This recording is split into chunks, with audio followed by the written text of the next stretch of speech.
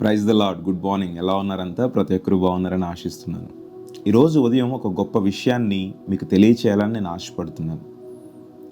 చాలామంది జీవితాల్లో ఉండే ఒక ప్రశ్న అనుకోవచ్చు, ఒక సందేహం అనుకోవచ్చు. ఈరోజు ఈ చిన్ని మాటల ద్వారా దేవుడు ఆ యొక్క సందేహాలను, ఆ ప్రశ్నలను మీలో నుండి తీసివేయాలని నేను కోరుకుంటున్నాను. సామెతల గ్రంథం 4వ అధ్యాయం 25వ వచనంలో, నీ కన్నులు ఇటు అటు చూడక సరిగాను, నీ కనురెప్పలు నీ ముందర సూటిగాను చూడవలను అని రాయబడింది. పరిశుద్ధ గ్రంథం మనకు చెప్తుంది, మనం ముందుకు సూటిగా చూడాలి అని.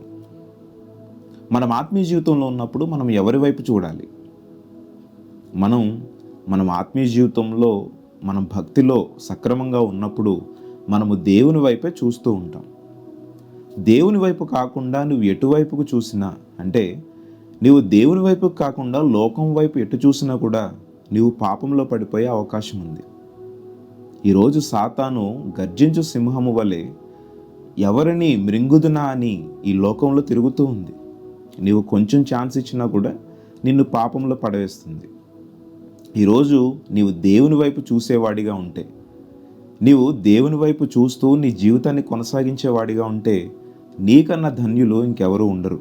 మనము దేవుని మార్గంలో దేవుని వైపుకు చూస్తూ మన ప్రయాణాన్ని, మన జీవితాన్ని కొనసాగిస్తున్నప్పుడు మధ్యలో అనేకమైన ఆకర్షణీయమైన పాపాలు కావచ్చు, అతిక్రమములు కావచ్చు మన ముందుంటూ ఉంటాయి. ఈ రోజుల్లో చాలామంది వారి యొక్క పరిశుద్ధతను పోగొట్టుకోవడానికి గల కారణాలు ఏంటో తెలుసా? వారు దేవుని వైపు చూస్తూనే లోకం వైపు కూడా చూస్తూ ఉంటారు. పాపము చేస్తే తప్పు కానీ చూస్తే తప్పేముందనే ఆలోచన సాతాను వారిలో కలిగించి, ఏవైతే ఆకర్షణీయమైనవి వారి ముందున్నాయో వాటి వైపు చూపించి మెల్లగా వారిని పాపంలోనికి దింపివేస్తూ ఉంటాడు. ఎవరైతే ఈ సాతాను వేసే ఎత్తుగడలో పడిపోతారో వారు అంటూ ఉంటారు, సినిమాలు చూస్తే తప్పేంటండి, సీరియల్స్ చూస్తే తప్పేంటండి, మేము అందులో మంచినే తీసుకుంటున్నాం, చెడుని విడిచిపెట్టేస్తున్నాం కదా, మేము పరిశుద్ధంగానే ఉన్నామని అనేవాళ్ళు అనేక మంది ఉన్నారు. ఈ మాట అంటున్నవారు ప్రస్తుతం కూడా ఉన్నారు. ఒక విషయాన్ని, ఒక సత్యాన్ని మేము ముందు ఉంచాలని నేను ఆశపడుతున్నాను. ఏంటంటే, సినిమాలు చూస్తున్నారు, సీరియల్స్ చూస్తున్నారు, కామెడీ షోస్ చూస్తున్నారు. ఇట్లా ఈ లోకంలో ఏవైతే ఎంటర్టైన్మెంట్ కార్యక్రమాలు ఉన్నాయో, షోస్ ఉన్నాయో అన్నీ చూస్తున్నారు. ఓకే, బాగానే ఉంది. అందులో మంచినే మీరు తీసుకుంటున్నారు. అవన్నీ చూసిన తర్వాత సాయంత్రం కుటుంబ ప్రార్థనలో ప్రార్థన చేయడానికి మోకరించి మీ కళ్ళు మూసుకున్న తర్వాత ఎంతమంది ప్రార్థన మీద కాన్సన్ట్రేట్ చేయగలుగుతున్నారు? ఒక్కసారి మన మనస్సాక్షిని పరిశీలించుకోగలిగితే మన మనస్సాక్షి మన మీద నేరం మోపుతుంది. కుటుంబం అంతా కలిసి కుటుంబ ప్రార్థన చేస్తున్నప్పుడు కానీ, ఒకవేళ కుటుంబ ప్రార్థన అలవాటు లేదు, విడిగా మీరు ప్రార్థన చేసుకుంటున్నారు అనుకోండి, ఎంతమంది ప్రార్థన మీద కాన్సన్ట్రేట్గా ఉంటున్నారు? ఎంతమంది కాన్సన్ట్రేట్గా ప్రార్థన చేయగలుగుతున్నారు?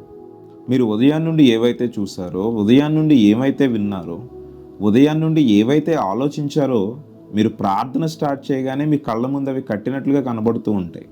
ఒక ప్రక్కన ప్రార్థన జరుగుతూ ఉంటుంది, ఒక పక్కన మీరు మార్నింగ్ నుండి ఈవినింగ్ వరకు చూసినవన్నీ కూడా ఒకసారి రీక్యాప్ వేస్తూనే ఉంటాడు సాతాను మీ ముందు. ఈరోజు సాతాను ఇటువంటి చిన్న చిన్న వాటిని మీ ముందుంచి మీ యొక్క పరిశుద్ధతను పాడు చేస్తుంది. ఈ విషయాన్ని చాలా జాగ్రత్తగా మనం అందరం గమనించాలి. ఏదో చిన్నదే కదండి, ఒకసారే చూశానండి, లేదంటే ఒకసారి నేను మాట్లాడాను, ఇది చిన్న పాపమే కదండి అని అంటూ ఉంటారు కొంతమంది. పాపంలో చిన్న పెద్ద అని ఎక్కడైనా రాస్తుందండి? అసలు పాపం అంటే అర్థం ఏంటి? పాపము అంటే ఆజ్ఞాతిక్రమమే పాపము. ఆజ్ఞను అతిక్రమించిన ప్రతివాడు పాపం చేసినట్టే కదా. మరి అందులో చిన్నది పెద్దది ఏముంది? ఒకవేళ అబద్ధమే ఉంది, ఒక చిన్న అబద్ధం ఆడి దాంట్లో తప్పేముందండి, చిన్న అబద్ధమే కదా అని అంటూ ఉంటారు. పరిశుద్ధ గ్రంథంలో క్లియర్గా రాస్తుంది అబద్ధములు ఆడకూడదు అని. ఇంక అందులో చిన్నదేముంది, పెద్దదేముంది చెప్పండి? ఆజ్ఞను నీవు అతిక్రమించినట్టే కదా. దొంగతనం చేయకూడదని ఉంది, మోహపు చూపులు చూడకూడదని ఉంది, దురాలోచనలు ఆలోచించకూడదని ఉంది, అల్లరితో కూడిన ఆటపాటలు అసలు మీరు చేయకూడదని ఉంది. సాతాను అందరినీ తెలివిగా మోసపుచ్చే ఇంకొక పాపం ఉంది, ఏంటో తెలుసా? పోనీ ఇవన్నీ చేయకుండా మీరు ఉన్నారు, అబద్ధం ఆడకుండా, దొంగతనం చేయకుండా, దురాలోచనలు ఆలోచించకుండా, మోహపు చూపులు చూడకుండా, ఇంకా ఏవైతే ఉన్నాయో అవి చేయకుండా ఉన్నారు. కానీ సాతాను మోసపుచ్చి చేసే ఇంకొక పాపపు కార్యం ఒకటి ఉంది, మన ద్వారా చేయించేది.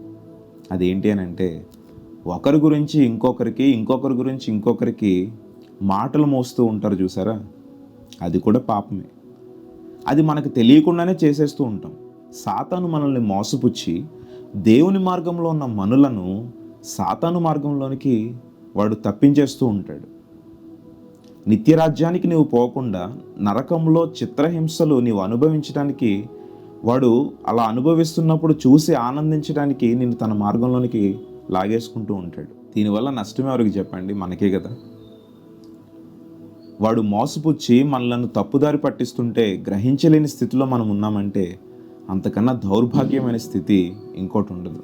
నువ్వు ఆత్మీయురాలు అని చెప్పుకుంటూ తప్పుదారిలోకి వెళ్ళిపోతున్నా కూడా నువ్వు గ్రహించలేని స్థితిలో ఉన్నావంటే నీలో వాక్యం నిలబడట్లేదు. అందుకే దేవుని యొక్క వాక్యం మన హృదయంలో ఉండాలి. అందుకే పరిశుద్ధ గ్రంథం చెప్తుంది, నీవు దేవుని అనుసరిస్తున్నప్పుడు, నువ్వు ఆత్మీయ జీవితంలో బలంగా ఎదుగుతున్నప్పుడు నీవు సూటిగా దేవుని వైపే చూడాలి తప్ప నీ కుడివైపుకైనను ఎడమవైపుకైనను అసలు తిరగకూడదని చెప్తుంది. శిష్యులందరూ సముద్రం మీద పడవ ప్రయాణం చేసుకుంటూ వెళ్తున్నప్పుడు ప్రభువారు నీటి మీద నడుచుకుంటూ వారి వద్దకు వస్తారు. ఈ సందర్భం అందరికీ తెలుసు. అయితే పేతురు, నేను కూడా నీళ్ల మీద నడుచుకుంటూ వస్తాను ప్రభు అని ప్రభువుని అడిగినప్పుడు, ఆయన ఎప్పుడైతే ఆజ్ఞ ఇచ్చి రమ్మన్నాడో పేతురు నీళ్ల మీద నడవడం ప్రారంభిస్తాడు. పేతురు నీళ్ల మీద నడుచుకుంటూ వెళ్తున్నప్పుడు ప్రభు వైపు చూస్తూ నడిచినంత వరకు బాగానే నీళ్ల మీద నడిచాడు. కానీ ఎప్పుడైతే ప్రక్కకు తిరిగాడో భయపడి మునిగిపోవడం ప్రారంభించాడట. చూడండి, ఎప్పుడైతే ప్రక్కకు తిరిగి చూచాడో, ఎప్పుడైతే ఆ యొక్క గాలిని, ఆ తుఫానుని చూసి భయపడ్డాడో వెంటనే మునిగిపోవడం ప్రారంభించాడట. చూడండి, ప్రభు వైపు చూస్తున్నంతసేపు అదే సముద్రం మీద నడుచుకుంటూ వెళ్తున్న వ్యక్తి ప్రక్కకు తిరిగి చూసి ఆ యొక్క గాలిని, ఆ తుఫానుని చూసి భయపడినప్పుడు ఎందుకు మునిగిపోవడం ప్రారంభించాడు? ఈరోజు దేవుని వైపు చూస్తున్న మనము కూడా బాగానే మనకున్న సమస్యలు కానీ ఇబ్బందులు కానీ ప్రతిదీ జయించుకుంటూ ముందుకెళ్తున్నాం. నీవు ఎప్పుడైతే ప్రక్కకు తిరిగావో, ఎప్పుడైతే లోకాశల వైపుకు తిరిగావో, ఎప్పుడైతే లోక సంబంధమైన కార్యాలు నీలోనికి రానిచ్చావో నువ్వు ఏ సమస్యను జయించలేవు, ఏ యొక్క ఇబ్బందిని నువ్వు జయించలేవు, ఏ కార్యము మీద కూడా నువ్వు జయాన్ని పొందలేవు. ఈరోజు చాలామంది చేసే తప్పు అదేనండి. ఏంటంటే దేవుని వైపు చూస్తూనే లోక కార్యాలని మనలోకి ఆహ్వానిస్తూ ఉంటారు. లోక సంబంధమైన ఆశలకు లొంగిపోతూ ఉంటారు. సాతాను చూపించే ప్రతి ఆశకు, ప్రతి శోధనలో కూడా పడిపోతూ ఉంటారు. అందరిలో ఉండే కామన్ క్వశ్చన్ ఏంటంటే, నేను దేవునిలో బాగానే ఎదుగుతున్నాను, ప్రతి ఆదివారం నేను చర్చికి వెళ్తున్నాను, క్రమం తప్పకుండా ప్రతి ఆరాధనకు నేను అటెండ్ అవుతున్నాను, ప్రతి ప్రార్థనకు నేను వెళ్తున్నాను, చర్చిలో జరిగే ప్రతి ప్రార్థనలకు నేను అటెండ్ అవుతున్నాను, ప్రతిరోజు బైబిల్ చదువుతున్నాను, ప్రతిరోజు ప్రార్థన చేసుకుంటున్నాను, కానీ ఎందుకు నాకు ఇన్ని శ్రమలు, ఎందుకు నాకు ఇన్ని ఇబ్బందులు, ఎందుకు నేను జయాన్ని పొందుకోలేకపోతున్నాను అని అంటే, ఒకసారి మీరు పరీక్షించుకోవాల్సిన విషయం, మీరు లోకానికి చోటిచ్చారేమో మీ హృదయంలో, మీ జీవితంలో లోకాశలకు చోటిచ్చారేమో ఒకసారి పరిశీలించుకోవాలి.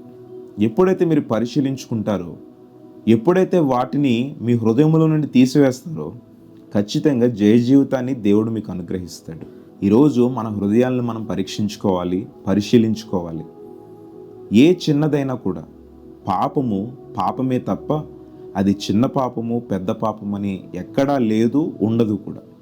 ఆజ్ఞను అతిక్రమించావు అని అంటే ఖచ్చితంగా నీవు పాపము చేసినట్లే. పాపము వలన వచ్చు జీతము మరణము. ఆ మరణము డైరెక్ట్గా నిన్ను నరకంలోనికి తీసుకువెళ్తుంది తప్ప పరలోక రాజ్యానికి నిన్ను తీసుకుని వెళ్ళదు.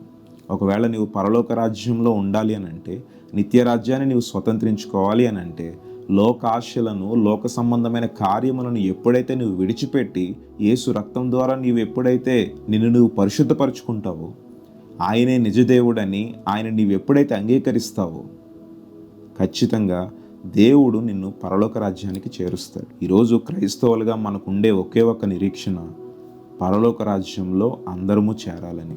ఒకవేళ ప్రభు ఈరోజే ఒకవేళ మధ్యాకాశానికి వస్తే రాకడ మేఘంలో ఎత్తబడే స్థితిలో నీవు ఉన్నావా?